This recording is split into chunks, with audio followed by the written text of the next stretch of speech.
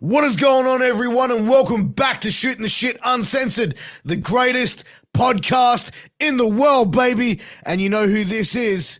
It's the truth, the dad bod god, the bald, the beard, and the fucking beautiful Piers Austin. And tonight, we got a special one for you guys, man. We got the 145-pound champion, BKFC champion, the one, the only, Kai Stewart in the building. And I'm excited to have Kai in this conversation, man. Man, he's been doing some amazing things. He made history not too long ago. We're going to get into that and much, much more. But before we do, I need to take a quick second to tell you about our sponsor, Sleefs.com. That's SLEEFS, Sleefs.com. If you or someone you know is an athlete, you got to go and check out Sleefs.com. They've got all your athletic gear and wear covered. They've got armbands, compression pants, compression shorts, headbands, boots, mouth guards, and I'm going to tell you about those dirty boxes that I'm always rocking. These dirty boxes are amazing. Look, I'm an active guy. I work full time. I podcast my ass off. I train 6 days a week. I got 3 crazy kids, 1 crazy wife. Just kidding, darling. But these boxes stay dry, they stay fresh, and they've got funky designs on the front of them to keep that special person in your life giggling on what's on the front of your boxes and not what's inside them. So go check out those dirty boxes. Use that promo code MWAPOD to get a 10% discount on your final purchase. Also, wherever you're finding us, I appreciate you for tuning in. If you're tuning in on YouTube, like, share, subscribe, all that good shit. It helps with the analytics, and it helps us bring more amazing conversations to more amazing fucking people. So get to clicking. Also, if you're listening on a podcast platform, please give us a 5-star review. Like I said about the YouTube, it helps with the analytics. It helps us reach a more broader audience and bring more amazing conversations to more amazing fucking people. So get to clicking, get to tapping in. But without further ado, let's get into my conversation with the one, the only, Kai fucking Stewart, baby.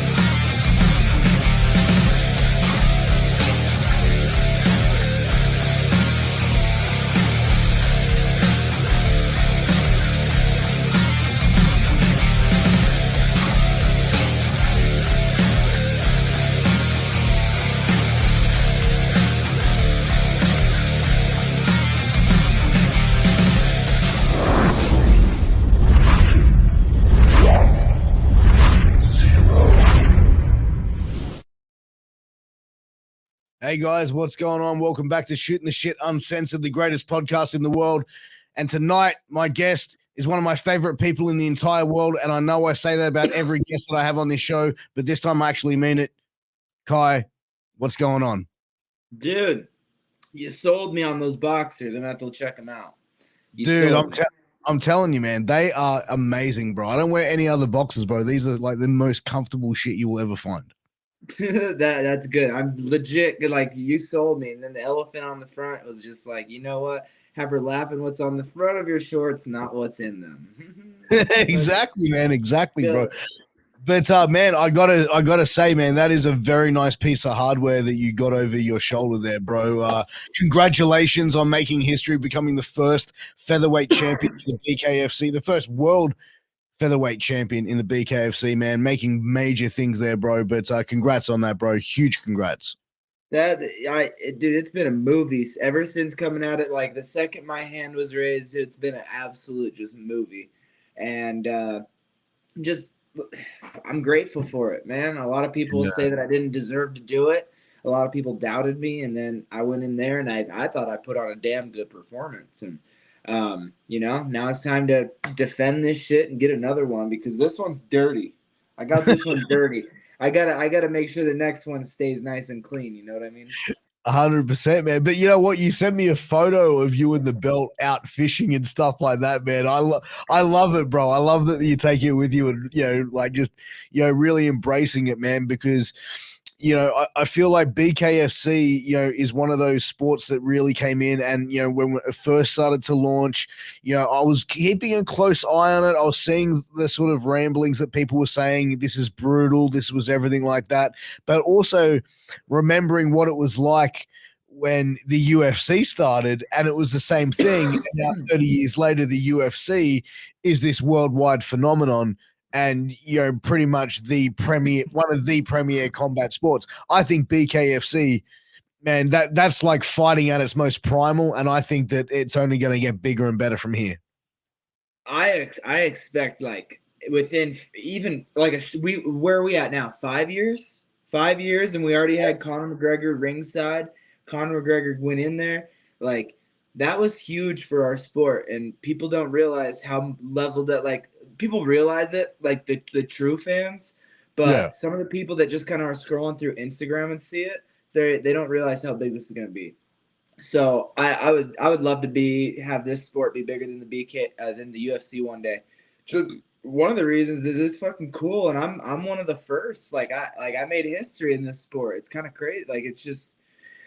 I hope it gets to the UFC. I think it can. I think we need like a solid 5 to 10 years. Like 10 years would surprise me. 5 years would be like, I can see it, just because it's brutal. Like Connor said, no boring fights. There really is no boring fights. That's the thing, man. You take those gloves off, man, and it's like you have to stand there and trade. Like I feel like if it was MMA type rules, whereas like guys would definitely, probably go more of the grappling round to sort of sustain getting that much damage in fights.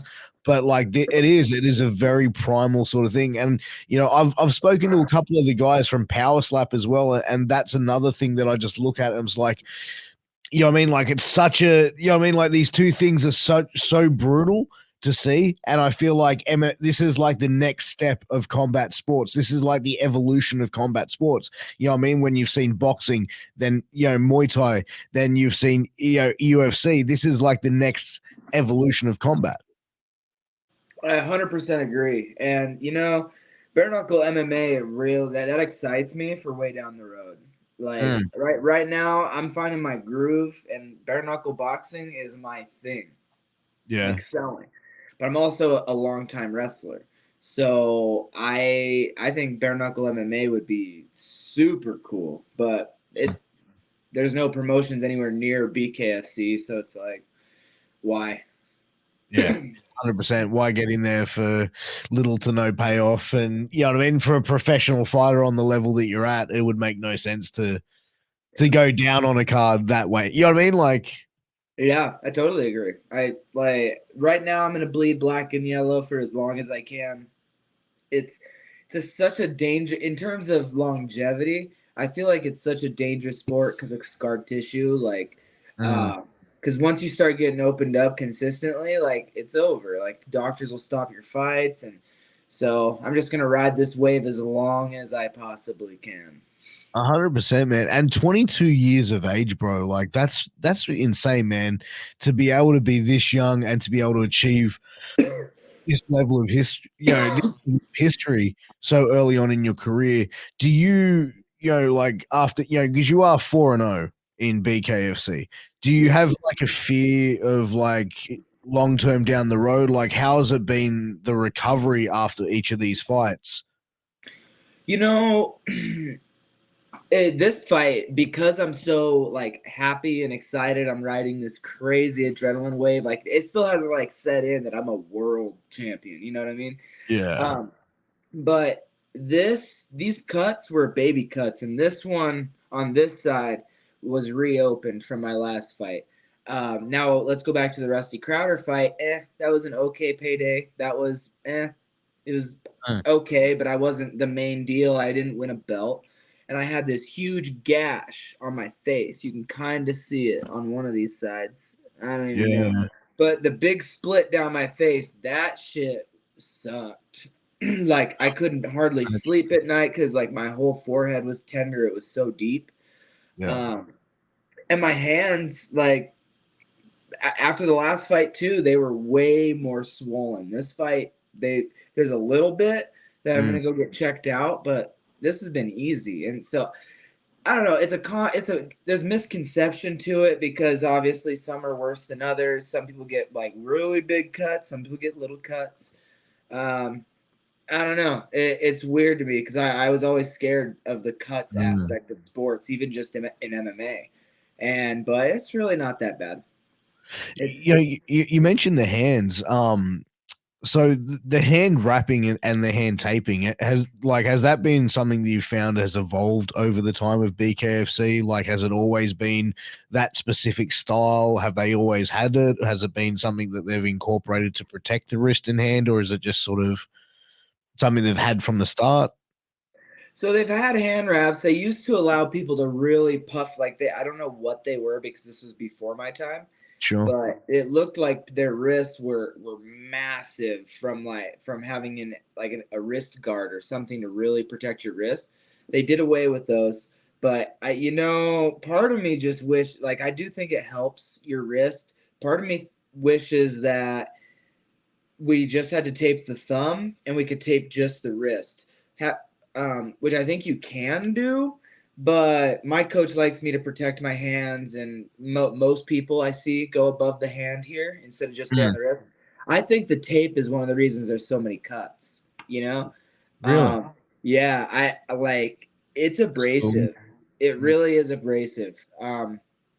But that's speaking from zero experience. I don't want to say anything dumb, but it's I don't know. I wish that there was a way to test that and see where most of the cuts are coming from. Because Mm, look at a bar fight. Like even though they're not trained killers, trained professionals, even if people are connecting heavy, there's no crazy cuts typically. Obviously, there's exceptions and there will be cuts, but sure, yeah. it, it's just to me, it's like I don't know. The hand wraps are something, but they definitely protect your hand because I was throwing some heat and I haven't broke my hands yet. So How have you found, like, obviously, coming into it, you mentioned having a wrestling background and you have fought MMA previously as well.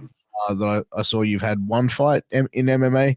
How do you find the difference between having like like an MMA glove to having no glove? Like, what's it like after the fight, after striking, using the different gloves or using an MMA glove compared to no glove? honestly, the MMA gloves slip off the Vaseline, so your punches aren't connecting as good. And I Mm, also think that's part of the reason why bare knuckle is like quote unquote safer for you because you're absorbing less hits because the hits are bigger. I think the repeated from gloves, the mobility. It's awesome being able to go like this if you need to rest your hands. Like in MMA mm, gloves, we're basically stuck like this the whole time, and it's like being able to like move your hand. Like your fingers go to sleep sometimes. Like mine have gone to sleep sometimes. Maybe that's. mm. And my coach is really good at hand wrapping too, so it's like I know they're not like but yeah, you can grab onto your opponent better. It Mm. I love I've never thought I'd ever love bare knuckle. I thought like but I love it. Every aspect, the no gloves, the cut Yeah. it's weird. It's weird. What was the like to get into bare knuckle? What was it that excited you about it at first? Like, what was the first thing that piqued your interest about? Honestly, the money. And honestly, I don't get paid crazy money. Like Sure. but my debut for bare knuckle, um, well, for MMA was 500 and 500. And I go into bare knuckle, and it's just like a significant step up from what in comparison to MMA. And I'm a businessman. Like I'm all about the business side of this, and I just happen to be mentally built for the fight. Yeah, Um, I knew I was gonna be a showman, whether it was in music, comedy, movies. I don't know. I was gonna try because I love the show. yeah. Um, wow, that dab fucked me up. I'm rambling. Nah, man, you're all good, bro. I'm just really enjoying this conversation, man. No, but please keep. but yeah, the money. It's just made dollars make sense, and Yeah, and here we are. I was actually going to use my check to buy a boxer, a French bulldog, a puppy. Oh, they're the best. And then I ended up not getting the puppy, Yeah. and now I'm a world champion. So there is just some shit go down, man. Like, I love it. I love it. Nobody can take this away from me now. That's something for forever. Yeah, man. 100%. But like, do you feel like, with now the BKFC as it is growing, this is now a major competitor for a company like UFC where it gives fighters another like avenue to really go and flourish? Yeah, I think the David Feldman, the main G of freaking combat sports right now. I Yeah. think I think he's doing all the right things, and I I definitely think that they're a major competitor. However, here's what I'm going to say. However, they are getting a lot of young talent. Mm. Like Bryce Henry, for example. I did not know he was 22 as well, and he killed it. He's crushing it right now. I'm turning 23 tomorrow, and Hey, happy birthday. thank you. But one thing that we've seen over the course of the last 5 years, with the exception of it's picking up some newcomers, is the UFC is this is most people's like last resort, last option. Like they were on their way out. Like look at Joe Riggs, he needs to be out. Like, get out. But it's hard to make bare knuckle your first choice. You know what I mean? Like my girlfriend, for example, she would fucking kill it in bare knuckle, but she is gonna stick with Muay Thai for now. It's hard to get people to start their career in bare knuckle, and I think that's gonna be the biggest challenge. I think in order to because it's hard to build from the ground up Yeah. with new people. That's why I struggle sometimes with negotiations. I struggle because I'm not a big name. I'm literally making my whole name through bare knuckle right now. Like I basically brought nothing to the table other than a whole state of, since Montana rallies behind our guys, I brought the whole fucking state with me. But Hey. it's tough. So I do think that that's our biggest weakness. If we can cross that bridge and start making homegrown stars, which don't want to toot my own horn, I can lead the way with that. But 100%. I think that's how we catch them. I think that's how we catch them is really push our young guys, push us as if we were a rising Conor McGregor or Kamzat or all these guys that just come out of the woodworks and aren't the OGs of the sport. We just got to push forward on the young guys. That's just my opinion. I think as well, like you said, it's not easy for people to sort of start their careers in BKFC, and I keep having the comparison to MMA, and I go back because it's like even in MMA, the last maybe 10, 11, 12 years, you've seen guys that were really then hybrid MMA fighters coming up, like a John Jones, for example, where before that there was guys that were specifically like wrestlers and or guys that were known for being strikers and these other things like that, where now you see a much more diverse fighter in mixed martial arts. With BKFC, I think that that'll be the same way in years to come. Yeah. One thing is I love the BK. Here's the one thing I love about the BKFC. As long as you are training and bare knuckle can see that you're just trying to better yourself and do like they will give you a chance. That's all anybody needs. Like me, they didn't have to give me this title fight, but I also took a Rusty Crowder fight on short notice because my original opponent pulled out, and that was a huge step in competition. That was my third fight. But as long as you're trying and giving effort to the sport, even if you're terrible at fighting, they will give you a chance if you put on a show. If you go out there and just give it your all, and I think that's another thing in UFC, you don't see a lot of people get a chance. So I think we're missing out on a lot of talent, like coming out of the woodwork. Like I'm a fucking small town kid from Great Falls, Montana. Montana, where cows outnumber people. Okay. and I'm out here doing this. So hats off to Bare Knuckle for that. Yeah. I'm so grateful for the company. I'm so grateful for this company. Dude, I want to ask, like, just to go back, because you mentioned Joe Riggs there before, and you were saying like he just kind of needs to leave. Is there kind of like, is this like a little bit of hatred between you two, or is this some playful banter? Like, what's the go with you and Riggs? So yeah, that's a good one. That's a good one. And now that I won and he's still running his mouth, I don't really feel bad about saying anything. But Louie Lopez was his guy. Mhm. Okay. He moved to my town, and the town's really small, so we get the small town drama, okay? We're juicy up here. And uh I went and trained at his gym, and it turned out to be the most toxic situation I've ever been involved with. He tried to Really? get me to go, yeah, he tried to get me to go pro early.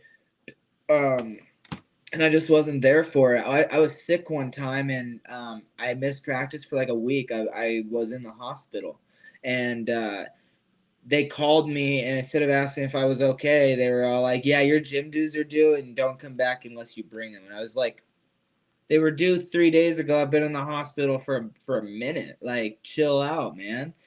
And so yeah, I left, and then he started spreading rumors that I stole his WEC belt from his What? gym, and sponsors dropped me because of it. So like he fucked a lot of shit up. And you can say whatever you want about me, but if you affect my money, you have an enemy for life. So Yeah. now because of all that Joe Riggs said online, it feels so good that I made his worst nightmare come true, and that's me being a world fucking champ. Something he's never done. But I try to be a better person, but to Riggs, still running his mouth. Did he ever file a police report about the WEC belt, or did he just sort of put shit out online? How did he sort of spread that rumor? Everywhere. I did a podcast with a guy that was in New York on the East Coast for a fight build up, and he's like, "Yeah, I just had Joe on, and he mentioned this, this, and this," and I was all like, "Thank you for giving me just more reasons to call Joe a compulsive liar." He called the owner of the local Montana promotion, Fusion Fight League, where I got my start. Shout out to them. And like, the owner of that said that Joe Riggs said that I stole it. His team posts online, like, so during the fight buildup, it went from the WEC belt to 3 belts from the gym, and I was just like, "Are you fucking kidding me? Count this one as 4, because y'all are never gonna have this bitch." Fuck, like, I just like, even on the microphone, I said the beef should be over. Like, they asked me, and I was like, "That was a good fight. Respect to the dude. It's over." The beef wasn't over, I guess. So Lopez, the guy that you fought, like being a Joe Riggs guy, like in the build up to this fight, was there tension between the two of you, or was he just more focused on the top? Like, where was this at? Like, how was it between the two of you guys? So get this, and Joe Riggs and I sold this fight. It was me and Joe Riggs, Mm. but back in our MMA days, I was supposed to fight Louie Lopez because I called him a little bitch because he pulled out of a fight from a rainstorm, not against me, but against somebody else, and some of my fans missed the fight because I got moved from second to Yeah. first. And he like literally left the arena, so I started talking my shit. Trying to get a rise out of him. I was an asshole back then. And then he fights again like 3 months later, jumps on the cage, and it's like, "Kai Stewart, you're next, baby." And I was like, "What? Like, you can't even spell the word wrestling. You want to fight me in MMA?" And then fast forward, we go to sign to fight twice. The beef is real ugly all over social medias between me and Louie. This is Yeah. between me and Louie. And then and then he goes pro. He goes 0-3.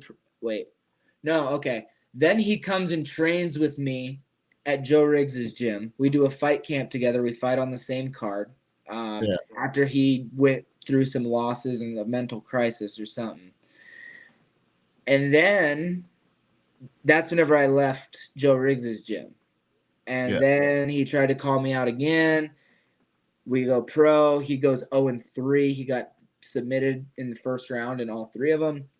We were never going to fight. So the beef went out the window. Like, if we coexisted, we didn't give a shit. He knew he didn't want to fight me in MMA. And then along came bare knuckle, and Louie did enough to earn that shot against me, and the rest. And the beef was between me and Joe, but because of our history, there was definitely still some real beef between me and Louie. So it just made for an awesome show. Definitely the biggest, since it ain't over, like the biggest rivalry in BKFC history has to be, because this is real. I don't know about all these other ones, and I've heard some shit, but this was real. But yeah, that's the whole rundown on all that beef, which, Would you, if they were to say, okay, let's do a catch fight, Joe Riggs versus Kai Stewart, would you do it? I would need, if they did a catch weight at a reasonable weight. So I think Joe Riggs fights at 85. Well, that's a big jump. That's a big, yeah. Yeah. So if he would meet at 70, and I got 6 months to really just put on a little bit of mass, fuck yeah. Well, he's fought at 170 before, I think. I think a long time ago. He's getting real old. He's getting real old, but I don't know, man. That fight doesn't even really excite me, because what does that do for me? It does nothing. Joe Riggs, like I just said, is on his way out, and he probably should never fight again. So there's no need. That is a fantasy fight. That's like, you know what? That's funny as fuck. That is funny as fuck. Then I would become his worst nightmare. Like now he's like having like scary dreams. Yeah, it would turn into full blown fucking sleep psychosis fucking nightmare. Okay. Like, oh, I love it. I love combat sports. There's always something. There's always something. You know what? It's funny because it just sounds like there's like this drama that just gets brought up, and it's like this little political bullshit that just gets played. It's and petty. like, yeah, bro. But you know what? Like, it's in the fight game where it's like, but I feel like you see that in the fight game because guys are just so passionate about what they're doing. You know what I mean? Like, they're just so competitive at that nature where like fighters are different humans, man. Different humans. Like, to go in there and do that, to test yourself at that level, man, like you're a competitor at a different fucking level. Yeah, man. Especially being a wrestler. Put a wrestler and a fighter together, that's like a superhuman, dog. Like, I love the fact in America, like wrestling, like amateur wrestling is such a like instilled sport. Like for young people, like in Australia, like, yeah, it's nowhere does it. You know what I mean? Like, maybe there are places now, but like when I was a kid growing up, it was like wrestling. Oh, you mean like Hulk Hogan and shit? Like, you know what I mean? Like, that's as soon as someone said wrestling, that's what we would automatically think. Whereas, like, obviously now with the evolution of MMA being a worldwide thing and seeing that people are sort of more known to it, but like, yeah, like even Australian fighters like years ago were struggling because of that wrestling game. Yeah. Yeah, man. I think, honestly, and I'm very biased, but in a very, very honest, biased opinion, everybody should wrestle for like a year. I think it should be a school requirement. Just how tough it is. Like, learn how to like overcome adversity, man. Like, I play video games, and we'll be playing, and it's like a team-based game, Valorant or Apex, and people just start bitching, we're gonna lose, and then quit. It's like, overcome some adversity and fucking push forward. Like, don't be a fucking pussy. Like, give me a break. So yeah, I think wrestling is definitely the best life skill that you can have. Dan Gable, American wrestling, collegiate wrestling icon, he said once you wrestle, everything else in life is easy. And that's the truth, man. There's nothing closer to the truth than that statement. But also you see like a lot of really good like amateur wrestlers go on to be really, really good strikers as well. Why do you think that is? Is it like the footwork? I think it's the threat of the takedown. Khabib knocked Conor, and do you think, like, Khabib is not on Conor McGregor's striking level, but Conor McGregor's hands were really low, waiting for that shot. Khabib faked a shot. He flinched, dong, it's the threat of the takedown, the pressure, like because we can just flinch like that, boom, just level change, and they're gonna react every single time as a wrestler, and then you catch them slipping. So, definitely, it's the movement. It's wrestlers are just better. Just people need to understand that. Yeah, man. It's it's such an interesting, sport and stuff. And it's like even like going to like jiu-jitsu as well. Like jiu-jitsu, like I find is like one of the most intricate like martial arts because it's almost like playing human chess. Yeah, I've really become a fan of jiu-jitsu. I'm still skeptical of the gi, but it's definitely it's beautiful in its own right. Mm. Jiu-jitsu guys hate wrestlers because we're all like, "Gah, we're ready to go." And jiu-jitsu is like you go smoke a little weed right before you go, you feel that flow state, and you just chill the fuck out and try to strangle each other. Um, I like it, and I have been teaching kids jiu-jitsu as well. Yeah. And it's fun. It really is fun because it's a beautiful art. It's a beautiful art. With BKFC, like obviously your contract with them, does that allow you to fight with in other forms of combat and for other organizations? I would have to ask now that I'm champion because the contracts were weird. But before we were supposed to ask, and I did not know you were supposed to ask. Um, but yeah, they're cool with it as long as they don't got a plan with you. I went and did an MMA fight, and actually they weren't even the ones that told me I was supposed to ask. It was someone else like down the pipeline. They're like, "Oh yeah, you should probably ask them next time." Yeah. Um, but yeah, they like there's nothing that says absolutely no combat. I can't fight for any other bare knuckle promotions for like 3 years without permission. But I've all like bare knuckle is very fair, and I've heard of a lot of people you just asking, having a conversation like, hey, here's a big money opportunity, and bare knuckle typically like offer you something, Mm, and if it's just not as good or something, I think they let you go on. I don't know. I haven't done that. I have not sure. done that, but that's what I've heard. Uh, but they're very fair. So I think they really do want to make their fighters happy, and they really do care about us to a certain extent. Obviously, they're trying to make money. Like in the end, we're all just trying to make money. So, but if they want us to make as much money as possible, and if that's in another promotion, at least for like a one-off or something, then that's Mm. fine. You know?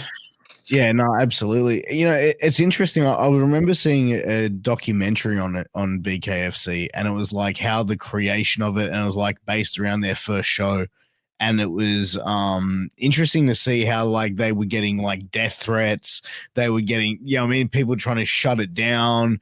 What do you think the biggest threat was for BKFC? Like, what do you think that? Why was it taken as such a threat? I should say, sorry. I think it's brutal, and some people love brutality, other people don't. So that the naysayers are gonna fucking do what they can. Like for Delray Beach, for example, did you hear about that card? Do you No, no, follow that knuckle? So I do follow it. Uh, Delray Beach, the BKFC show got canceled 2 days prior to the event. 2 days. Oh, yeah, yeah, I did hear that. Sorry, yeah. So 2 freaking days for a major organization. That was crazy. I flew down there, Mm. and people started blowing up my phone. Oh no, somebody was all like, one of my coach's friends was like, "Yeah, I had a dinner with a police officer last week, and they said that event's canceled, so I made different plans because we bought a table for everybody down there." Mm. And we were like, "I'm down in Delray. Bare Knuckle would have told me, like, blah blah blah." Sure as shit got canceled, and it was it was a bunch of fucking rich people that didn't want bare knuckle in Delray, and that's what fucking canceled it. It was fucking crazy, and that's the biggest threat. People with money that just think it's Mm. too brutal, because Yeah. money talks, and people end up getting what they want. However, BKFC has made so many waves in the states that embrace them, Montana being one of them, that it'll never go away now. Bare knuckle boxing is here to stay forever. So that threat is just in certain communities, you know? Mm. And like, where do you like? What opportunities has being part of BKFC brought you outside of the fight game? I've gotten to travel a lot. Like I get to take my girlfriend to Florida next week for that Palomino card. It got me into Jackson Wink MMA, which I ended up leaving after a month because it wasn't bare knuckle specific, and I needed more bare knuckle specific stuff. But other than that, like that was a great experience. I met a lot of really, really, really cool people. I met Chael Sonnen. I've gotten my brand deals are getting bigger and bigger as we speak, and it's just bare knuckles changed my life. Like I'm a small town kid. Fucking I'm not according to statistics, I'm not supposed to be where I'm at, and bare knuckle gave me that opportunity, and now I'm shining like a star. So I'm ready. Like thank you, bare knuckle. It's opened every door possible, and as long as I play it smart and be the businessman that I am, I'm gonna be set for life. Like I'm gonna do really well in life because of bare knuckle. So How was the time at Jackson's? You said you were there for a month. They weren't very bare knuckle specific, but what sort of stuff were you working on when you were there? I had like one mitt session a day, and then I had cardio classes, and then I worked a clinch class. I did a lot of mountain running for elevation. That was my biggest takeaway from Jackson Wink was elevation training. Then we moved on to Colorado at Size MMA. That was really fun. And that was at altitude. It was I got to my biggest takeaway of Jackson actually, like mentally, was I got to train with a lot of like savages. Josh Pasio or something like that from ONE FC. He was down there, and like he's a former ONE FC world champion. Like he's a savage, and I got to share the room with him. That was a confidence booster. That just fueled my ego. Like, damn, I belong with these people. Like I belong with the best in the world. So, that was cool. Like going down there, Albuquerque's fucking nuts, but it was cool. What was the like living in Albuquerque? Is that far from like where you were living? Like, was it a lifestyle change in itself? Yeah, well, kind of. Albuquerque's like a very large Great Falls, but I was 17 hours away. I lived in a dorm by myself. I went from living with my girlfriend, who really helps me a fuck ton. So like, I went from doing like nothing to doing everything. There was like cockroaches crawling on me in my sleep, like it because of the desert, and it's just like that made me a fucking savage. That Oh, it was a huge lifestyle change. And but it made me a savage. I definitely got tougher and mentally tougher down there. So How do you find the weight cutting process going into fights? mine's pretty brutal. Not necessarily brutal like all the videos you see of people like dying in a sauna. Mine, I just have to take time. I cut a lot of weight in high school, and I fucked my body's ability up to do it. So I have to lose my weight by like fat. Like I have to diet. So I start about 8 weeks out, 6 to 8 weeks. If I need to make weight for 6 weeks, I can. I just prefer not to. 8 weeks out, and then I go down to like 1,500 calories a day. Keeps me hungry, keeps me sharp, and then I just fucking grind. And it's a calorie deficit every single day, and it's brutal, but it keeps me hungry. It works on my cardio because I have to work so hard, and just makes me a savage. I become a hungry wild animal. So you don't have to do any water, like a water cut at all. I do about 4 pounds is all. Oh, Like I this last fight, I woke up on weigh-in morning and took a bath. I sat on my phone, scrolled, took a bath, and I made weight. So I'm chugging, like during my fight camps, I chug about 2 gallons of water a day. So I'm very hydrated if I do need to crash cut, but it's just safer to just get small, because we'll be faster, move better. There's just so many ways people weight cut, and I truly believe that dieting and like actually just losing the mass is better than crash cutting. Because there's been talk for years about changing the way that fighters across combat sport, and cut weight. And do you see that is a much needed thing that needs to change, like as far as cutting weight and how weight divisions are set? I'm partial on that. I wish they regulated it to where people don't water cut as much. Because I do think that that's dangerous. If you do it like I do it, it's not hard on your body. The weight gain after, whenever I don't continue that lifestyle, that's the dangerous part. Me losing that weight is not dangerous at all.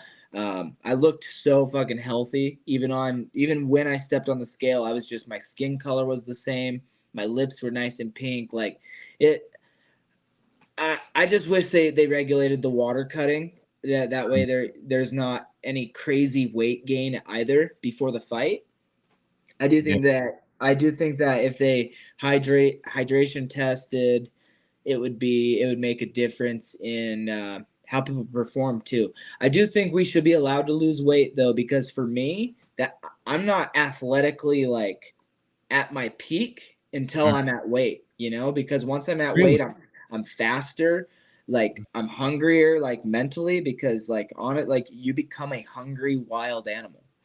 And is it something in your brain that sort of like it's sort of when you're going through the weight, when you made weight and going through that process where it's like switches on, go, it's fucking go time now?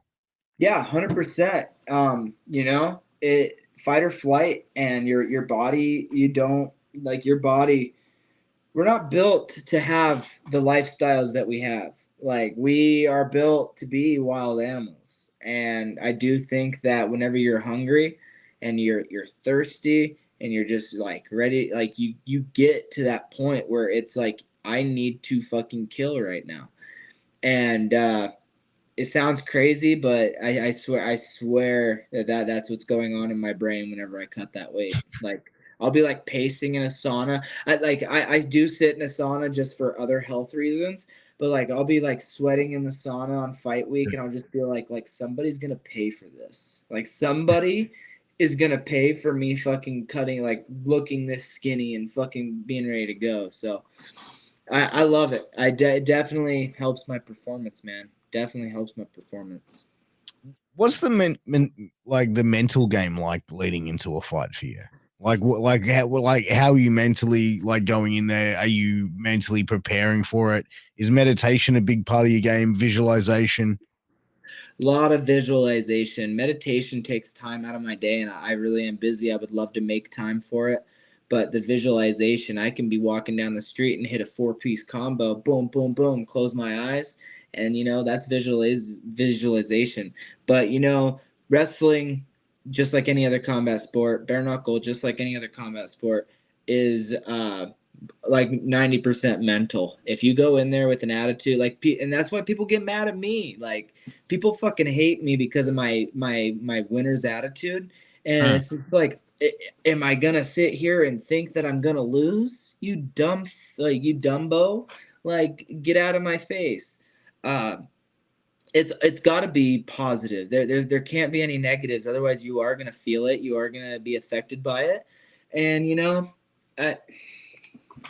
it's interesting how you said like people give you shit for having like this winner's attitude, like going in there and having this confidence and this swagger, because like it's interesting, like people who I know that aren't fans of combat sports, when they see people go, oh, he's just talking it up, or they're just Exactly. You're never going to ever see any fighter in any form of combat go, well, there's probably about a 50% chance I'm going to get my ass kicked on Saturday night. We'll just have to wait and see, shall we? No fighter's going to go like that because they don't train. Like, fighters don't train like that. The mentality is like they're not training to get fucked up. They're training to fuck someone up.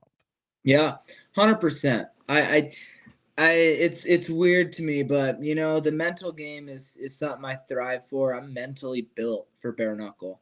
And in wrestling, you know, if you get taken down, you just get up and you keep on wrestling forward. You score the next point. In bare knuckle, the same fucking thing. And that's why I think if I keep saying if, but I'm fucking top dog in bare knuckle right now. I keep saying if I continue in bare knuckle, and I will be continuing in bare knuckle. I'm that fucking guy right now. I just want to keep getting better.